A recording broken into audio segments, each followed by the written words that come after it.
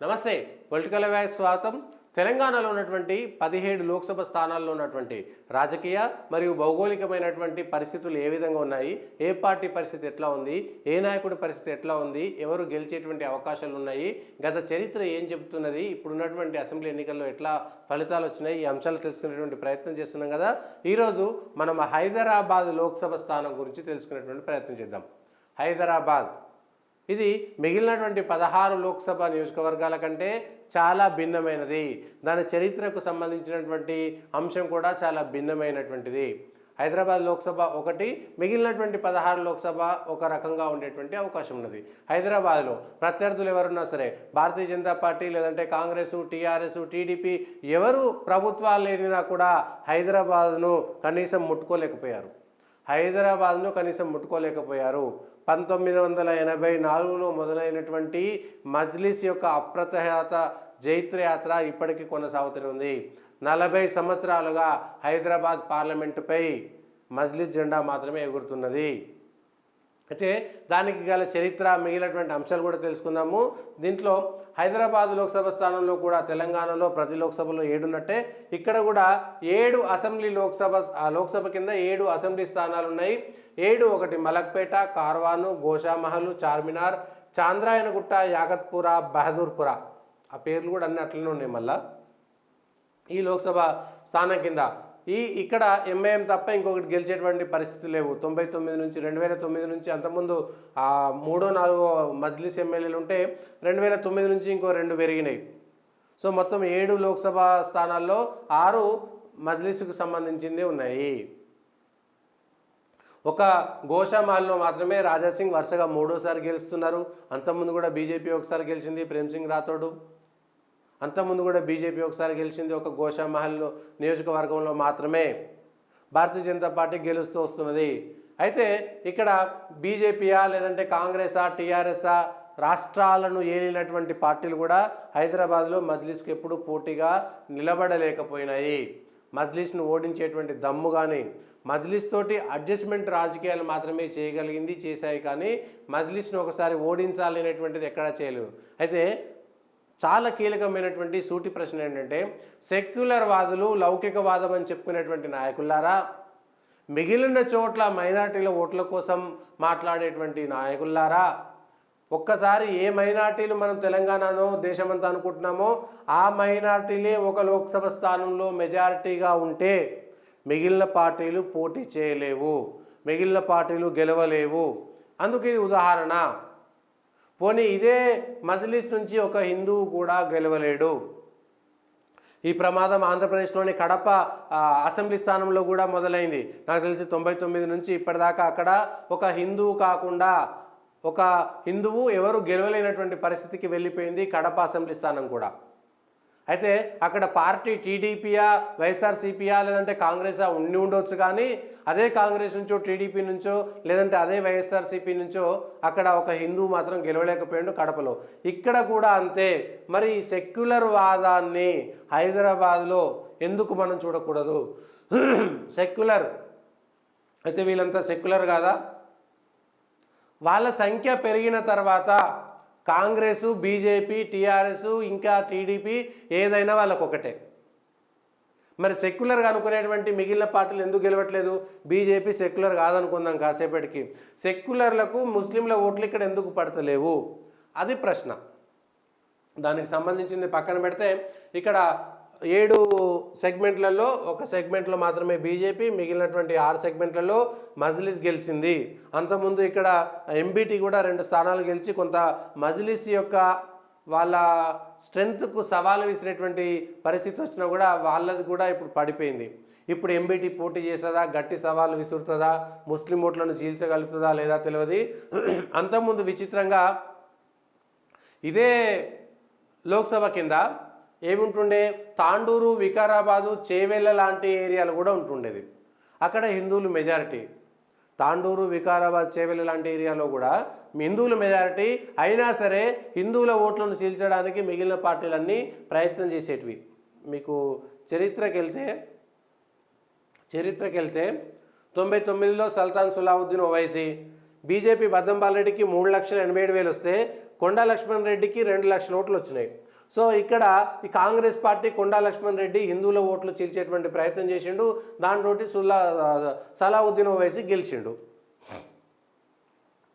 ఇవే 2 లక్షల ఓట్లు కాంగ్రెస్ పార్టీ మజ్లిస్ను ఓడించాలని నిజంగా ప్రయత్నం చేసి ఉంటే, వీళ్ళు ఇక్కడ పోటీ చేయకపోయి ఉంటే, బద్దం బాలరెడ్డిగా లేకపోతే ఉమ్మడి అభ్యర్థిగా పెట్టుంటే సలావుద్దీన్ ఓవైసీ ఓడిపోతే రాజకీయాలు మారిపోతుండే, పాత బస్తీకి సంబంధించిన రాజకీయాలు మారిపోతుండే కదా.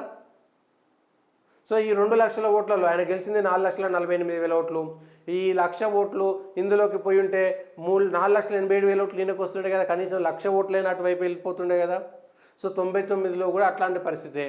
మళ్ళీ 2004లో అసదుద్దీన్ ఓవైసీ పోటీ చేసినప్పుడు కూడా బద్దం సుభాష్ చంద్రజీ పోటీ చేసిండు, 2,78,000 బీజేపీకి వస్తే 3,78,000 అంటే 1,00,000 ఓట్ల మెజార్టీతో గెలిచిర్రు, 1,00,000 ఓట్ల మెజార్టీతో గెలిచిర్రు.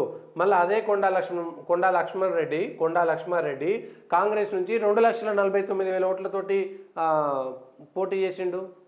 ఆయన అంటే మజ్లిస్ను గెలిపించేటువంటి ప్రయత్నమే సాగింది అనేటువంటిది నేను చెప్పదలుచుకున్నాను, చాలా క్లియర్గా చెప్తున్నాను.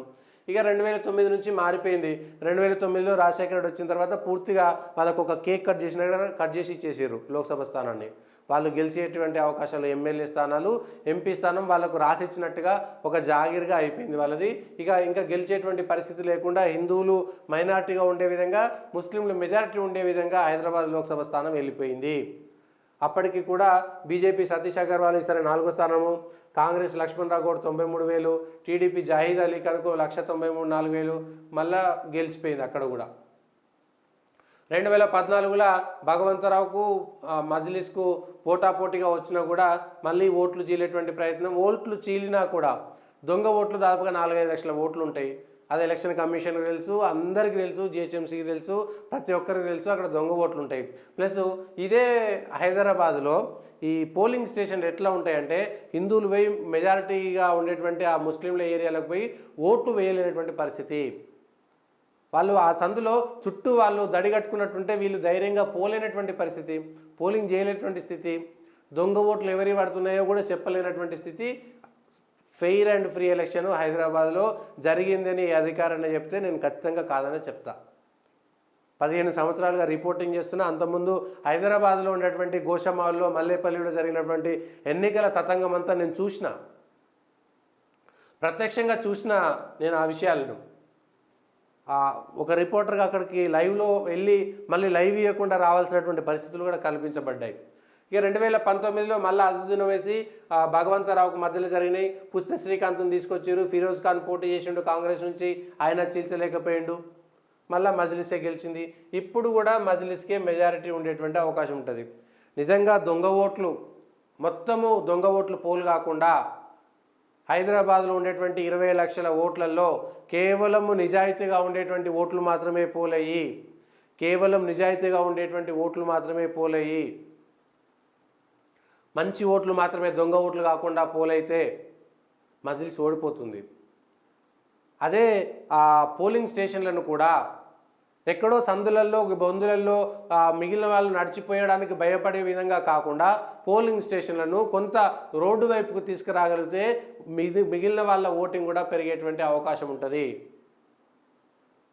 పోలీసులను హైదరాబాద్లో ఉండేటువంటి పాత పోలీసులను కాకుండా పక్క జిల్లాల నుంచి అసలు హైదరాబాద్లో ఎప్పుడూ సంబంధం లేనటువంటి వ్యక్తులను తీసుకొచ్చి పెడితే, అదేవిధంగా central force, rapid action force, సిఆర్పిఎఫ్లను ఒక పార్లమెంటుకు ఎంతైతే కేంద్ర బలగాలు, రాష్ట్ర బలగాలు ఉంటాయో అంతకు 3 బలగాలను కూడా హైదరాబాద్లో పెట్టి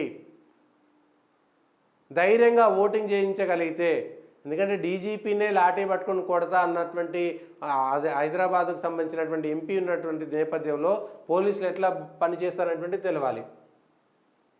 దానికి సంబంధించి దానికి తోడు సెక్యులర్ వాదులు అనుకునేటువంటి వాళ్ళు ఆ మజ్లిస్ తోటి ప్రతిసారి మిగిలినటువంటి తెలంగాణ జిల్లాలో ముస్లిం ఓట్లను మాకు ఏమని పిలుపునివ్వండి, మేము మీకు వదిలేస్తామని రాసివ్వడంతో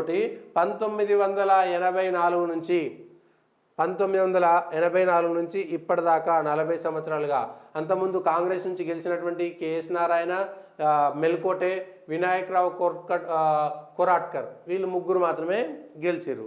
ఆ తర్వాత ఒక హిందూ ఎవ్వరూ గెలవలేనటువంటి స్థితి. దేశ విభజన మిగిలినటువంటి అంశాలన్నింటిని గురించి చర్చించుకునేటప్పుడు ఇది కూడా చర్చకు రావాలా.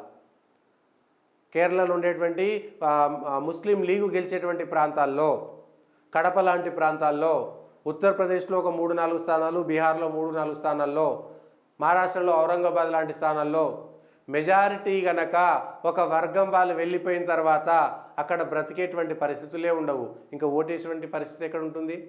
సో అక్కడ సెక్యులర్ వాదం రాదిగా. అందరికీ ఏ సెక్యులర్ లౌకికవాదాలు అని చెప్పుకొని నెత్తి మీద పెట్టుకొని తిరుగుతారో ఇక్కడ వెళ్ళి మాట్లాడేటువంటి దమ్ము ధైర్యం ఉండదు. అయిపోతుంది. ఒక్కసారి వాళ్ళ మెజారిటీ వచ్చిన తర్వాత నా కాంగ్రెస్, నా టీడీపీ, నా వైఎస్ఆర్సీపీ ఎవ్వరుండరు అక్కడ. ఇది దానికి రుజువు అనేటువంటిది చెప్పదలుచుకున్నాం. ఇక 2024లో ఎవరుంటారు అంటే మళ్ళా గడ్డం శ్రీనివాస్ యాదవ్ అనేటువంటి ఒక యాదవ్ను పెట్టేసి బీఆర్ఎస్ పార్టీ అంతకుముందు పుస్తక శ్రీకాంత్ని పెట్టింది. ఆ ఒక కులం ఓట్లు పోవాలని, యాదవుల ఓట్లు ఈయనకు పోవాలని, ఇంతకుముందు పుస్తక శ్రీకాంత్ మున్నూరు కాపు ఓట్లు ఆయనకు పోవాలని. సో అట్లా ఓట్లు చీల్చేటువంటి హెల్ప్ చేసేటువంటి ప్రయత్నమే బీఆర్ఎస్ చేసింది. ఇవాళ కూడా బీఆర్ఎస్ మజ్లిస్కు మద్దతుగా ఒక హిందూ అభ్యర్థిని పెట్టి ఓట్లు చీల్చేటువంటి ప్రయత్నం చేసింది. ఇది బీఆర్ఎస్ అభ్యర్థి కాదు, మజ్లిస్ అభ్యర్థే. ఇక కాంగ్రెస్ నుంచి ఇప్పటిదాకా కాంగ్రెస్ మజ్లిస్కు మాకు సంబంధం లేదనేటువంటి పార్టీ ఇవాళ ఇప్పటిదాకా ఒక బలమైనటువంటి అభ్యర్థిని పెడతాము, ఓవైసీని ఓడగొడతామని చెప్పేటువంటి ధైర్యం కాంగ్రెస్ పార్టీకి కూడా లేదు. అది చెప్పినా కూడా పై మాటలే తప్ప లోపల కానే కాదు. ఇప్పుడు ఎవరు కాంగ్రెస్ అంటే ఎవరున్నా కూడా అది మజ్లిసే, బీఆర్ఎస్ మజ్లిసే, కాంగ్రెస్ మజ్లిసే, 3 పార్టీలు కలిసే ఉంటాయి.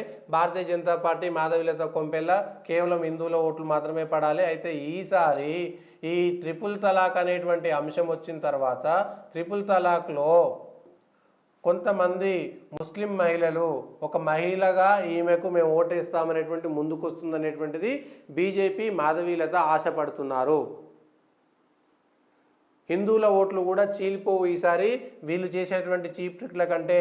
కనీసము మజ్లిస్ను ఓడి ప్లస్ 2023లో ఇక్కడ యాకత్పుర సంబంధించినటువంటి దాంట్లో కానీ, అదేవిధంగా నాంపల్లిలో మజ్లిస్కు ఓటమి చావు తప్పి కన్నులొట్టపోయినట్టుగా ఓట్లు వచ్చినాయి. 2000 ఓట్ల మెజార్టీతోటే గెలిచిరు అక్కడ. సో మజ్లిస్ పైన తీవ్రమైనటువంటి వ్యతిరేకత ఉంది. మజ్లిస్ పైన ముస్లిం మహిళల్లో తీవ్రమైనటువంటి వ్యతిరేకత ఉన్నది. ఈ నాయకులేమో మజ్లిస్ నాయకులేమో శాస్త్రిపురంలో, హిమాయత్ నగర్లో పెద్ద పెద్ద బంగ్లాల్లో నివసిస్తూ పాత బస్తీలో ఉండేటువంటి ముస్లింలను అభివృద్ధికి దూరం చేస్తూ వాళ్ళను మాత్రం రెచ్చగొడుతూ వీళ్ళు మాత్రం పండగ చేసుకుంటున్నారనేటువంటిది వాళ్ళలో ఉంది. కానీ దాన్ని బయట పెట్టేటువంటి ధైర్యం మాత్రం లేదు. మరి ముస్లిం మహిళలు మహిళా సెంటిమెంట్ తోటి బీజేపీ అభ్యర్థి మాధవీలతకు ఓటేస్తారా లేదా? ఇక్కడ బీజేపీ గెలుస్తుందని చెప్పడము అత్యాశ అవుతుంది, బీజేపీ గెలుస్తుందని చెప్పడం కూడా అవివేకం అవుతుంది. అయితే మజ్లిస్కు పోటాపోటీగా 4 లక్షల ఓట్లు తెచ్చుకోగలుగుతారా? ఆ పైన ఓట్లు తెచ్చుకోగలుగుతారా బీజేపీకి సంబంధించి? ప్లస్ మజ్లిస్కు సంబంధించినటువంటి దొంగ ఓట్లను ఆపగలుగుతారా? మజ్లిస్కు సంబంధించినటువంటి నిజంగా 100% 20 లక్షల ఓట్లలో కేవలం ఒక 13-14 లక్షల ఓట్లు మాత్రమే జెన్యూన్గా ఉంటాయి. ఈ 13-14 లక్షల ఓట్లలో మొత్తం 7 లక్షల ఓట్లు, 7 లక్షల ఓట్లు మాత్రమే ఉంటాయి. గోషమ్మాల్ లాంటి ఏరియాలో, మిగిలిన లాంటి ఏరియాలో 100% ఓట్లు ఒక పార్టీకి పడితే, మజ్లిస్కు సంబంధించినటువంటి ఓట్లు చీలితే, ట్రిపుల్ తలాక్ ఎఫెక్ట్ చూపిస్తే కానీ ఇక్కడ భారతీయ జనతా పార్టీ చేయలేదు. అయితే ఛాలెంజ్ విసురుతున్నారు. చాలా చోట్ల ముస్లింలకు సంబంధించినటువంటి మహిళా కళాశాలల్లో భారతీయ జనతా పార్టీ అభ్యర్థిని స్వాగతించడాన్నే మనం ఇక్కడ చూడాలి. స్వాగతిస్తున్నారు. అనేక చోట్ల ముస్లిం మహిళలకు సంబంధించినటువంటి కష్టాలు, దుబాయ్ షేక్లతో పడుతున్నటువంటి కష్టాలు, అక్కడ ఉండేటువంటి కొన్ని చెప్పుకోలేనటువంటి కష్టాలను మాధవీలత అడ్రస్ చేస్తున్నారు. ఎందుకంటే ముస్లిం మహిళలు ఇంకో ముస్లిం ఇతర మొగోళ్ళ దగ్గరికి ఎక్కడ వాళ్ళ కష్టాలు చెప్పుకునేటువంటి పరిస్థితి ఉండదు. కానీ ఇక్కడ ఒక మహిళ వెళ్ళడంతో వాళ్ళు మాట్లాడేటువంటి ధైర్యం చేస్తున్నారు. కొన్ని చోట్ల వాళ్ళు మాట్లాడుతున్నారు. సో ఏం జరుగుతుంది? గెలుస్తుందా లేదా తెలియదు. పోటాపోటీగా 7 లక్షల ఓట్లలో పోలైనటువంటి 14 లక్షల ఓట్లు, 13 లక్షల ఓట్లు ఏవో ఉంటాయి కదా, దానికి సంబంధించి 2019లో పోలైనటువంటిది టోటల్గా 8,77,000 ఓట్లే. 8,77,000 ఓట్లే. పోనీ ఇది కూడా చూస్తే అంతకుముందు 2014లో 9,71,000. అంటే ఓవరాల్గా 10 లక్షల ఓట్లు పోలైతాయి అనుకుందాం. 20 లక్షల ఓట్లలో 10 లక్షల ఓట్లు మాత్రమే పోలవుతాయి. 10 లక్షల ఓట్లు మాత్రమే పోలవుతాయి. 10 లక్షల ఓట్లు పోలైతే, కేవలం 10 లక్షల ఓట్లు పోలైతే అందులో 100% ఆ వర్గం వాళ్ళకు ఈ వర్గం వాళ్ళకు వీలు చేసుకుంటే చెరి 4 లక్షల ఓట్లు రాగలుగుతాయా? ఈ 2,35,000 ఓట్లు కనుక, ఈ 2,35,000 ఓట్లు కొంత బీజేపీ వైపు టర్న్ అయితే 4 లక్షల ఓట్లు వస్తే వీళ్ళకు కూడా 4 లక్షల ఓట్లు వస్తాయి కదా. అయితే అప్పుడు కొంత మెజారిటీ తగ్గుతుంది కదా, అప్పుడు ధైర్యం వస్తుంది కదా. ఇవాళ నాంపల్లిలోనూ యాకత్పూర్లోనూ ఓటమి మూట కట్టుకున్నంత దూరం వెళ్ళిపోయినటువంటి మజ్లిస్ పార్టీకి సవాల్ విసరగలుగుతుందా? ఉత్తరప్రదేశ్లో 2 నియోజకవర్గాల్లో కూడా ఎన్నడూ భారతీయ జనతా పార్టీ గెలవనటువంటి స్థానాలను గెలిచింది. అక్కడ 60% ముస్లిం సంబంధించినటువంటి మెజారిటీ ఓటింగ్ ఉన్నట్టు చోట్ల బీజేపీ గెలవగలిగింది. బీహార్లో కూడా అట్లనే జరిగింది. హైదరాబాద్లో ఎందుకు జరగదు? అయితే కేవలము ముస్లింలకు మజ్లిస్ నాయకుడు ఓవైసీ మాత్రమే నాయకుడా అనేటువంటి అంశం కూడా వస్తుంది. అయితే ఇప్పుడు ముస్లింలో ఉండేటువంటి అనేకమైనటువంటి అణగారిన కులాలు ఉంటాయి కదా. ముస్లింలు అంటే అందరు ముస్లింలు ఒకటే కాదు, అహ్మదీలు వేరే ఉంటారు, సున్నీలు, షియాలు, మిగిలినటువంటి పఠాన్లు, షేఖ్లు, మహమ్మద్లు, ఇట్లా ఏవైతే ఉంటాయో దోబీలు, గడ్డం చేసుకునేటోళ్ళు, అందులో కూడా అనేకమైనటువంటి కులాలు ఉంటాయి. అణగారినటువంటి ముస్లిం కులాలు అనేకం ఉంటాయి. దూదేకుల వాళ్ళు, మతం మారిన దూదేకుల వాళ్ళు, అణగారినటువంటి కులాలు అందులో ఉన్నాయి కదా. ఇప్పుడు కులాల వారీగా కూడా పస్మందా ముస్లిమ్స్, మేజర్గా పస్మందా ముస్లిమ్స్ అనేటువంటి వాళ్ళు పూర్తిగా బీజేపీ వైపుకు యూపీలో వచ్చేసినారు. ఎవరైతే అణగారినటువంటి కులాలు ఉంటాయో ఆ పస్మందా ముస్లింలకు సంబంధించినటువంటి దాంట్లో ఇవాళ హైదరాబాద్లో వచ్చేస్తారా? చర్చకు మాత్రమే ఇవన్నీ అంశాలు. అయితే సెక్యులర్ వాదులు కన్ను తెరవాలి, సమాధానం చెప్పాలి. మీ సెక్యులర్ వాదము హైదరాబాద్లో సెక్యులరు లౌకికమైనటువంటి ఏమైంది? మీ సెక్యులర్ వాదం ఇక్కడ ఏమైంది? మీ సెక్యులర్ వాదం కడపలో ఏమైంది? మీ సెక్యులర్ వాదం ఔరంగాబాద్లో ఎందుకు పనిచేయట్లేదు? దమ్ముందా? మీరు సెక్యులర్లో మేమని చెప్పేసి ఇక్కడ హైదరాబాద్లో మిగిలినటువంటి వాళ్ళు గెలిచేటువంటి ప్రయత్నం చేస్తారా? నిన్న కేటీఆర్ గారు చెప్పారు కదా, ముస్లింలకు క్రిస్టియన్లకు చెప్పండి, మనమే అసలైన లౌకికవాదులం అని చెప్పుకున్నారు కదా. హైదరాబాద్కి వెళ్ళి మేము లౌకికవాదులము అని చెప్తారా? లౌకికవాదం పనిచేస్తుందా? సో ఎవరు ఏం చేసినా కూడా మజ్లిస్ వర్సెస్ బీజేపీ, ఇక్కడ ఉండేది మజ్లిస్ వర్సెస్ బీజేపీ.